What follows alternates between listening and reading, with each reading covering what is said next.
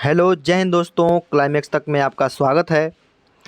तो आज आपके लिए लेके आया हूँ जीव विज्ञान में जो टॉपिक होगा आपका रक्त समूह व लसिका परिसंचरण तंत्र। तो आइए दोस्तों देखते हैं अपने टॉपिक में। तो देखिए दोस्तों, आज का टॉपिक है रक्त समूह जो आपको हम पढ़ाएंगे।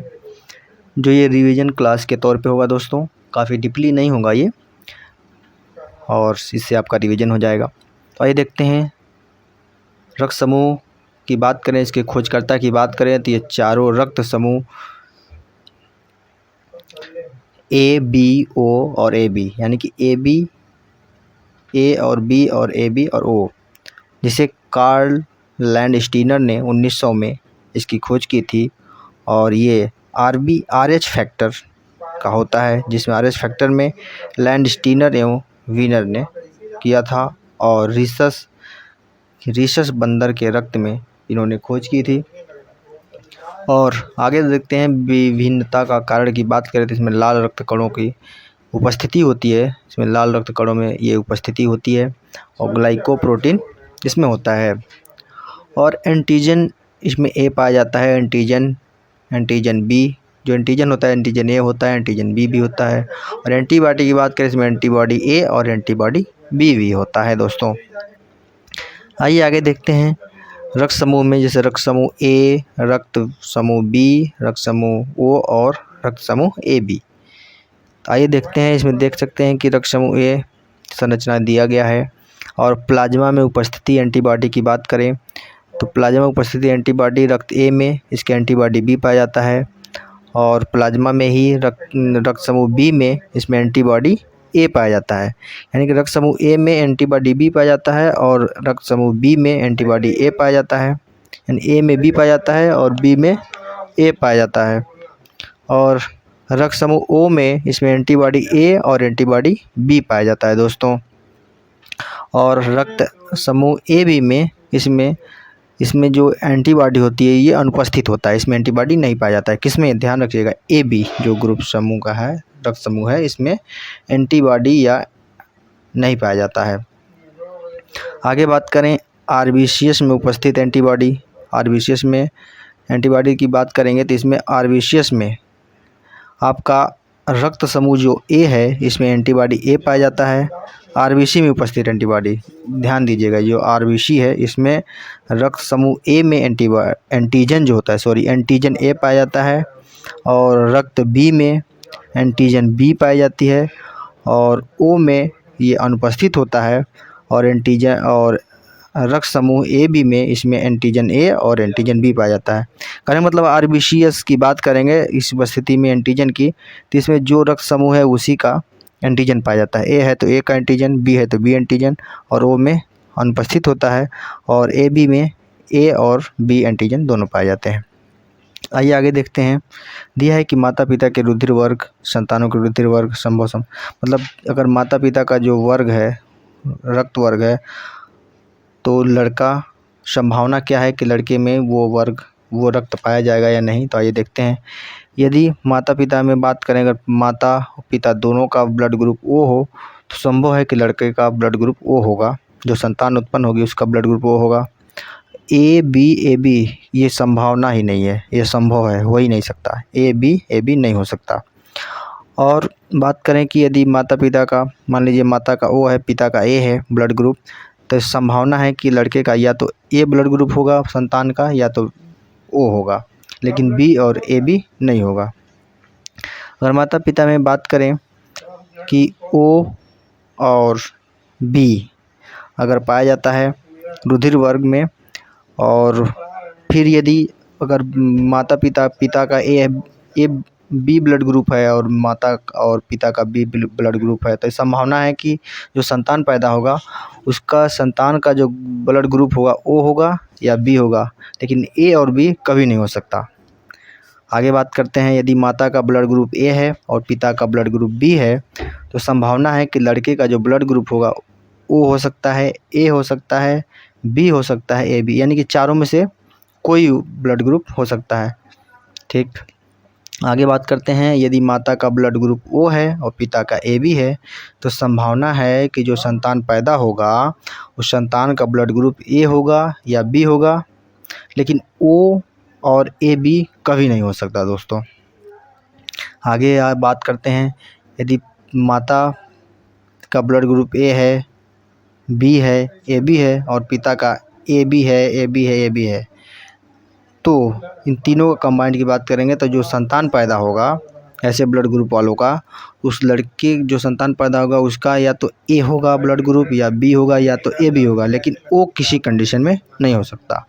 आपको बता दें कि जो AB ब्लड ग्रुप होता है सर्वग्राही होता है और O सर्वदाता होता है। आगे बात करेंगे इसके बारे में। आइए आगे देखते हैं, इसमें दिया है कि प्राप्त करता है समूह, रक्तदाता समूह की बात करेंगे A, B, AB, O। जैसे कि जो रक्तदाता समूह A है वो क्या ब्लड ग्रुप A वाले को ब्लड दे सकता है और B को नहीं दे सकता, और AB को दे सकता है, O को नहीं दे सकता। कहने मतलब जो A ब्लड वाला ग्रुप है वो केवल A को दे सकता है और AB को दे सकता है, B और O को नहीं दे सकता। जो B ब्लड ग्रुप का व्यक्ति है वो सिर्फ किसको दे सकता है, B को और AB को दे सकता है, A और O को नहीं दे सकता। आगे देखते हैं, जो AB ब्लड ग्रुप का व्यक्ति है वो केवल AB को ब्लड दे सकता है और न कि A को, न B को, न O को, इन तीनों को नहीं दे सकता है। और O की बात करें तो ये सर्वदाता होता है, ये सबको ब्लड दे सकता है, A, B, AB, O, ये चारों को ब्लड दे सकता है। आइए आगे बात करते हैं, लाल रुधिर कणिका या अनुकूलता संबंध RBC कंपैटिबिलिटी रिलेशंस इसमें दिया गया है। जैसे कि आप देख सकते हैं इसमें दिया गया है कि जो O ब्लड ग्रुप है ये सर्वदाता है, यूनिवर्सल डोनर होता है, और AB जो होता है सर्वग्राही होता है, यूनिवर्सल रिसिपिएंट होता है ये। आइए आगे देखते हैं, परीक्षा की दृष्टि से काफ़ी इम्पोर्टेंट पॉइंट्स दिए गए हैं दोस्तों। तो दिया गया है कि रक्त समूह एवं आनुवंशिक लक्षण है, यह बताया है बर्नस्टीन 1924 ने बर्नस्टीन ने बताया था 1924 में। प्रतिजन की बात करें यानी कि एंटीजन जिस रूप में होता है उसमें ग्लाइकोप्रोटीन पाया जाता है, और एंटीबॉडी जिस रूप में होता है उसे प्रोटीन कहते हैं, और श्वेत रक्त कणिकाओं और WBC का व्यास होता है लगभग 7 से माइक्रोमीटर से या 0.007 मिलीमीटर होता है दोस्तों। आगे बात करते हैं, रुधिर प्लाज्मा की यानी ब्लड प्लाज्मा में एंटीबॉडी के निर्माण हेतु ये उत्तरदायी होता है। कौन? रुधिर प्लाज्मा।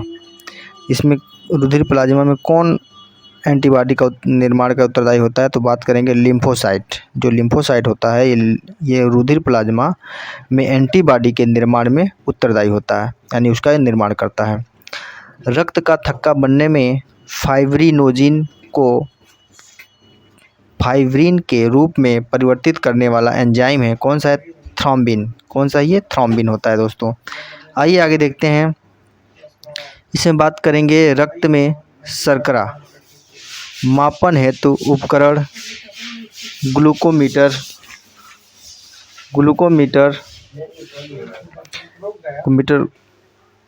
सामान्य मात्रा में ये 100 होता है, किलोग्राम प्रति डेसीमीटर होता है। इकाई की बात करें इसके मिलीग्राम होता है प्रति डेसीमीटर में। इंसुलिन की बात करें तो नियमन हेतु होता है और उत्तरदायी हार्मोन होता है। और रोग की बात करें तो इसमें अधिकता होती है, मधुमेह रोग उसमें ज़्यादा होता है रक्त शर्करा में। और इसकी कमी की बात करें तो हाइपोग्लाइसीसिया की इसमें कमी होती है। आइए आगे देखते हैं, इसमें देखेंगे दोस्तों कुछ महत्वपूर्ण तथ्य दिए गए हैं। मान लीजिए भ्रूण अवस्था में हृदय की धड़कनें 1 मिनट में लगभग 150 बार धड़कती हैं भ्रूण में, और हृदय की धड़कनों का नियमन करता है यह कौन? साइनो आरिकुलन नोड जो होता है ये धड़कनों का नियमन करता है, कंट्रोल करता है। और साइनो आरिकुलर नोड की बात करें तो ये दाहिने आलिंद की दीवार पर होता है, और हृदय की दर को नियंत्रित करने वाले हार्मोन्स हैं। कौन कौन हार्मोन्स है? तो थायरॉक्सिन एवं एड्रीनेलिन ये हार्मोन्स है जो हृदय के दर को नियंत्रित करने का कार्य करते हैं। आगे बात करेंगे कि नोट में अम्लीयता से हृदय गति बढ़ती है व क्षारीयता से कम होती है। या ध्यान दीजिएगा, यदि अम्लीयता से क्या होता है, हृदय की गति ज़्यादा बढ़ जाती है। अगर क्षारीय जब होगा तो उसकी हृदय की जो गति है वो धीमी पड़ जाएगी। आइए आगे बात करते हैं लसिका परिसंचरण तंत्र में। तो आइए लसिका देखते हैं। तो ये क्या होता है, पॉइंट वाइज दिया गया है कि अंतरकोशिकीय अवकाशों में पाए जाने वाला ये पीला द्रव होता है, पीले रंग का होता है। कौन? लसिका। और संचरण दिशा में ऊतकों से हृदय की ओर, ध्यान दीजिएगा, ऊतक से हृदय की ओर ये संचरण करता है यानी कि जाता है। और संगठन ऑक्सीजन, लिम्फोसाइट्स, वसा आदि इसमें होता है। लिम्फोसाइट का निर्माण केंद्र है ये। और कार्य की बात करें तो रोग प्रतिरोध क्षमता, यानी कि रोग को रोकने का काम करता है। और लिम्फोनोड द्वारा धूल के कण होते हैं और कैंसर कोशिकाओं एवं जीवाणु विषाणु आदि को छानकर अलग करना होता है। जो भी धूल कण आते हैं उनको छानना इसका कार्य होता है। और घाव भरने में सहायता होती है इसकी, किसकी? लसिका का काम होता है घाव को भरने में, ये सहायक होता है। और ऊतक यानी टिश्यू से ये पदार्थों के शिराओं में परिसंचरण में सहायक होता है, कि जो भी शिराओं में यानी कि ऊतक में संचरण होता है उसमें ये काफ़ी सहायक होता है। आइए आगे बात करते हैं। दिया है कि उत्सर्जन तंत्र की बात करें तो जीवों के शरीर से उपापचयी प्रक्रमों के द्वारा बने विषैले अपशिष्ट पदार्थ का निष्कासन करना। जो भी विषैले अपशिष्ट पदार्थ होते हैं उसको निकालता है, बाहर करता है उत्सर्जन तंत्र। और उत्सर्जन तंत्र की बात करें तो यह उत्सर्जित पदार्थ जो होता है मुख्यतः नाइट्रोजनी पदार्थ होता है, जैसे कि यूरिक अम्ल और अमोनिया आदि, ये सब उत्सर्जित पदार्थ हैं।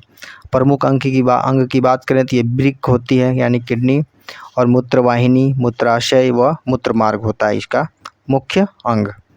और सहायक अंग की बात करें तो यकृत, त्वचा तथा फेफड़े इसके सहायक अंग हैं। देख सकते हैं आप वृक्क या किडनी दिया है इसके चित्र के माध्यम से। संरचनात्मक इकाई इसका नेफ्रॉन होता है। और संख्या की बात करें तो इसमें 2 वृक्क होते हैं यानी कि एक जोड़ी होता है, और इसके 2 भाग होते हैं। ये बाहरी भाग कार्टेक्स उसे कहते हैं और भीतरी भाग को मेडुला कहते हैं। और डायलिसिस और रक्त के शुद्धिकरण की प्रक्रिया इसके द्वारा होती है। और कार्य की बात करें क्या वर्ग करता है, तो रुधिर को छानना, अनावश्यक पदार्थ को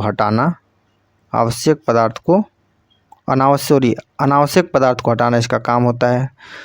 जो अनावश्यक पदार्थ होते हैं इसे छान देता है, अलग कर देता है। कौन? वृक्क। और शरीर में लवणों एवं जल की मात्रा का नियंत्रण करना, कि शरीर को कितनी लवण की ज़रूरत है, कितने जल की ज़रूरत है, ये उसके हिसाब से ये नियंत्रण बनाए रखता है। कौन? वृक्क। और रक्त के परासरणीय दाब एवं रक्त की मात्रा का नियमन करता है। और इसमें वृक्क में ही मूत्र का निर्माण होता है दोस्तों। आइए आगे बात करते हैं नेफ्रॉन जैसे देख सकते हैं पिक के माध्यम से आप। ये वृक्क यानी किडनी की संरचनात्मक एवं कार्यात्मक इकाई है। संख्या की बात करते हैं, प्रत्येक वृक्क में लगभग 10 लाख होता है ये नेफ्रॉन। एक वृक्क में 10 लाख नेफ्रॉन होता है। मान लीजिए 2 है तो 20 लाख। और बोमैन संपुट, इससे ये होता है नेफ्रॉन में स्थित छोटी सी प्लाईनुमा संरचना इसकी होती है। कार्य की बात करें तो रक्त का शोधन करती है। और मानव मूत्र यानी कि यूरिन की बात करें तो लगभग इसमें जल की मात्रा 95% होती है, 95% जल होता है। और 2.6% यूरिया होता है। और लवण की बात करें तो 2.0 यानी कि % की लवणता पाई जाती है। और ये क्रिएटिन की बात करें तो 0.3% ये क्रिएटिनिन पाया जाता है। और यूरिक अम्ल, सूक्ष्म मात्रा में इसमें यूरिक अम्ल पाया जाता है। मात्रा की बात करें तो लगभग एक दिन में 1.5 लीटर मूत्राशय, मूत्र यानी कि बाहर होता है, लगभग 1.5 लीटर प्रतिदिन। और इसका पीएच मान की बात करें तो इसका पीएच मान 6 होता है। आपको पीएच मान के हम स्केल बताए ही थे, 1 से 7 तक अम्लीय और 7 से 14 तक आपका क्षारीय होता है। तो आप देख सकते हैं 6 है तो ये अम्लीय होगा। इसका हल्का पीली औसत की बात करें तो ये हल्का अम्लीय होता है। और यकृत में ये इसका निर्माण होता है, यूरिया निर्माण इसी में होता है और वृक्क के माध्यम से, और ये मूत्र का उत्सर्जन करता है। आइए आगे देखते हैं। यह है कि विभिन्न जंतु एवं उनकी उत्सर्जन प्रक्रिया। एक कोशिकीय जीव ये विसरण द्वारा करते हैं, और सिलिजेंट जो होते हैं सीधे कोशिकाओं से करते हैं, और चपटे कृमि जो होते हैं ज्वाला कोशिका से करते हैं, और एनोलिडा संघ के जो होते हैं ये वृक्क द्वारा करते हैं, और कशेरुकी जो होते हैं ये वृक्क द्वारा ये भी करते हैं। उत्सर्जन में सहायक अंग की बात करें तो यकृत, लीवर काफ़ी इम्पोर्टेंट है ये। यकृत की बात करें तो यूरिया का संश्लेषण करता है, शरीर में अल्कोहल एवं अन्य हानिकारक पदार्थों का निरावीशन करता है यानी कि बाहर करता है। फेफड़ा, लंग्स की बात करें तो कार्बन डाइऑक्साइड एवं जलवाष्प का उत्सर्जन करता है। कौन? फेफड़ा। फेफड़ा का कार्य क्या है? कार्बन डाइऑक्साइड एवं जलवाष्प का उत्सर्जन करना। त्वचा यानी कि स्किन की बात करें कि अनावश्यक लवणों एवं यूरिया आदि को पसीने के माध्यम से बाहर निकालना इसका कार्य होता है त्वचा का। तो दोस्तों आज का ये आपका बायोलॉजी का 8वां क्लास था और यहाँ पे समाप्त हुआ। आशा करता हूँ कि दोस्तों आपको अच्छा लगा होगा। तो वीडियो देखने के लिए धन्यवाद। आपका दिन शुभ हो।